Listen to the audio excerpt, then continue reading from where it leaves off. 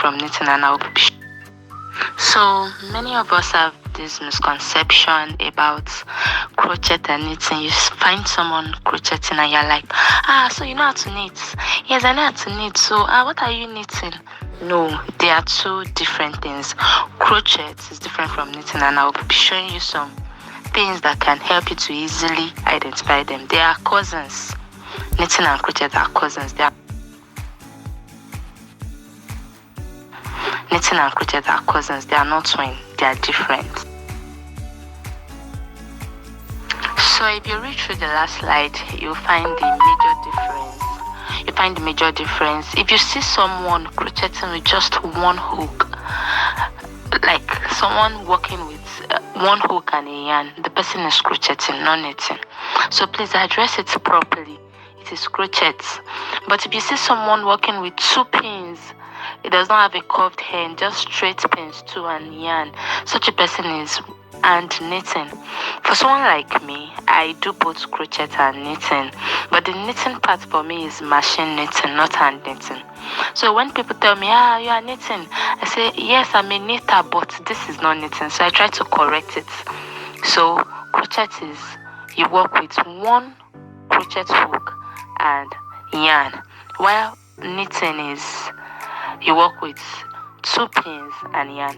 So tomorrow, if you find someone or you walk up to someone and you see the person crocheting, please address it properly.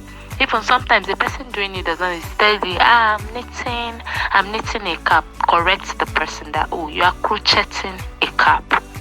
Do you get that? One of the myths I hear about crochet is for all this, I meet some people and I tell them I'm a yarn crafter, I make knitted wears, and they're like, that it's more for grannies. Or someone walk into my workspace and is asking, who is the person here? I'm like, I'm the one. No, I mean your boss. And they're expecting to see one aged woman that is working with yarn. It's not so true at all.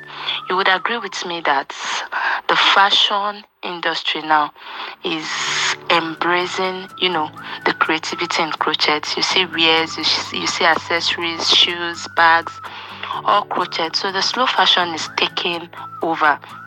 And if you look at the brain behind all these creative works, you find out that they are more of teenagers and young adults. Teenagers, youth, young adults. Even the old is more like they've given over the craft to their grandchildren. Let me put it that way.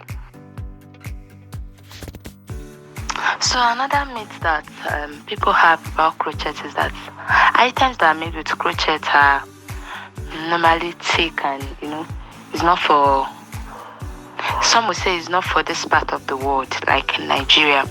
And I tell them it depends on the type of yarn you pick for your project. So it's a misconception. It's not only for cardigans, it's not only for the cold weather, no.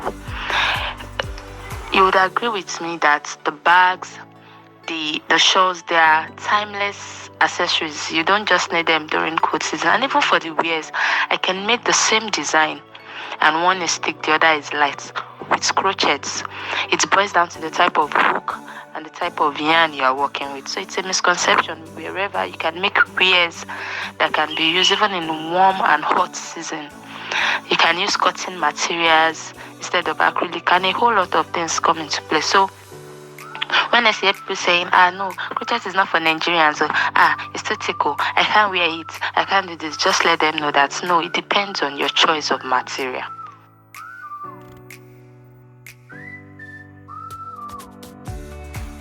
So some individuals try to stay clear from pricing crochet piece because they already have the mind that it is expensive, or they want to start the business and they're saying, crochet is expensive and it takes long, I cannot even venture into it. If your intention is to start the business around crochet, you can just pick project that you can complete in hours, maybe an hour to 3 hours, and you still sell it at an affordable price, a good price.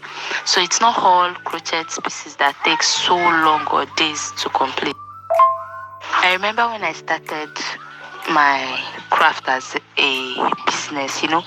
My very first order, all I had then was my hook set.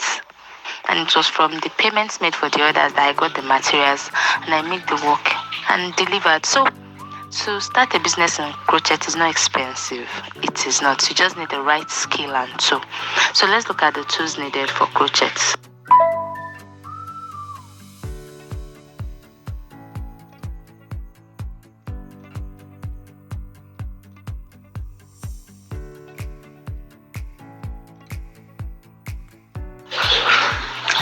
So about 2 weeks postpartum, I picked up my hook and yarn and I started crocheting again.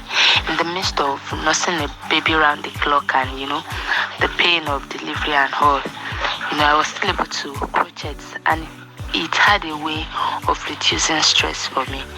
They'll be like, go and rest, drop the hook. I just find this joy in crocheting because it's kind of bring down the tension and it reduces stress for me. And another benefit of crochet, which I did not include in that slide, is it boosts your confidence. I tell you, even your self-esteem.